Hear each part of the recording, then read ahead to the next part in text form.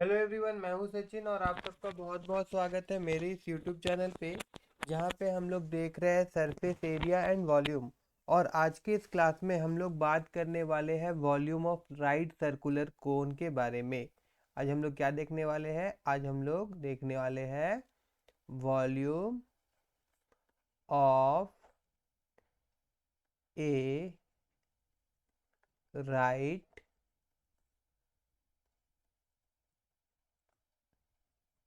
Circular cone. ठीक है, तो देखिए, volume of right circular cone को अगर आप याद रखना चाहते हैं, ठीक है, तो उसके लिए एक रिलेशन का पता होना आप लोगों को बहुत ज़रूरी है। और वो रिलेशन किसके साथ है? वॉल्यूम ऑफ कोन का सिलेंडर के साथ में, सिलेंडर का वॉल्यूम के साथ में। वो कैसा है मैं दिखा देता हूँ। अगर मैं यहाँ पे एक सिलेंडर ड्रॉ करता हूँ,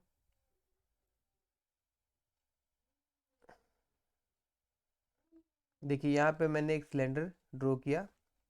अब गौर करिएगा कि अगर मैं एक कोन बनाऊँ यहाँ पे, देखिए इस तरह से, तो इस कोन का ये जो बेस है और ये सिलेंडर का जो बेस है, ये दोनों पूरा बराबर है। ठीक है, और ये जो कोन का हाइट है और सिलेंडर का हाइट है, ये बिल्कुल बराबर है। ठीक है, तो इस तरह से एक कोन अगर मिलता है जो सिलेंडर के हाइट और सिलेंडर का बेस के साथ बराबर हो, मतलब कि जो कोन का रेडियस होगा वो सिलेंडर का बेस का रेडियस के साथ बराबर होना चाहिए और कोन का हाइट सिलेंडर के हाइट के साथ बराबर होना चाहिए। अगर ऐसा होता है तो जो वॉल्यूम ऑफ कोन होगा वो क्या होगा? 1/3 ऑफ वॉल्यूम ऑफ सिलेंडर हो जाएगा। मैं यहाँ पे दिखाता हूँ। अगर ऐसा होता है तो मैं यहाँ पे लिख सकता हूँ वॉल्यूम ऑफ, मैं राइट सर्कुलर कोन नहीं लिख रहा हूँ, मैं सिर्फ कोन का प्रयोग कर रहा हूँ। कोन इज इक्वल टू 1/3, 1/3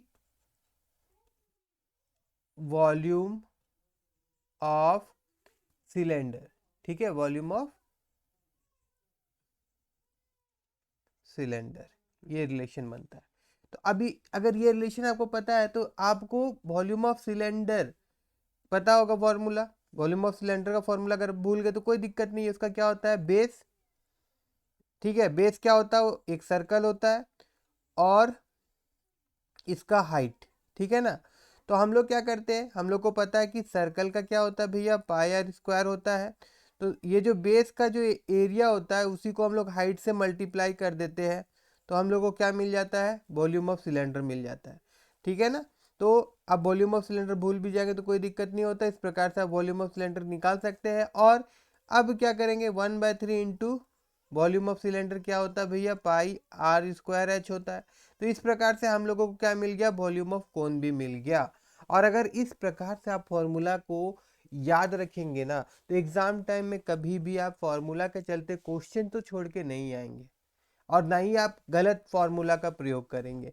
क्योंकि देखिए बहुत इजी है। आप जब भी अभी अभी अगर मैं आपसे पूछूं कि क्यूबोर्ड का क्या था या क्यूब का क्या था वॉल्यूम, तो अगर आप भूल गए हैं, ऐसा आपको लगता है, तो आप क्या करेंगे? आप तुरंत यहाँ पे एक क्यूबोर्ड बना लीजिए।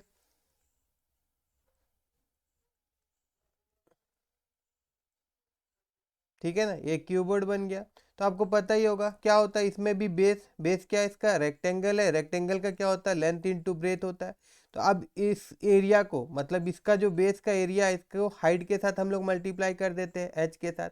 तो उसी प्रकार से यहाँ पे एल इंटू बी को हम लोग किसके साथ मल्टीप्लाई कर देंगे? एच के साथ। तो क्या हो जाएगा? क्यूबोर्ड का एरिया पता चल जाएगा। उसी तरह अगर आप क्यूब का याद नहीं है, आपको भूल गए अगर आप, तो आप एक क्यूब बना लीजिए। ठीक है ना? तो अब क्यूब का बेस का एरिया क्या होता है? क्यूब का बेस का एरिया होता है मतलब ये एक आपका स्क्वायर है तो स्क्वायर का होता है साइड स्क्वायर, या फिर आप ए स्क्वायर कह सकते हैं। और इसका हाइट जो होगा वो भी तो ए होगा, क्योंकि ऑल एजेस आर बराबर होता है, इक्वल होता है। तो इसको ए के साथ हम लोग मल्टीप्लाई करते हैं तो हम लोग को क्या मिल जाता है? ए क्यू मिल जाता है।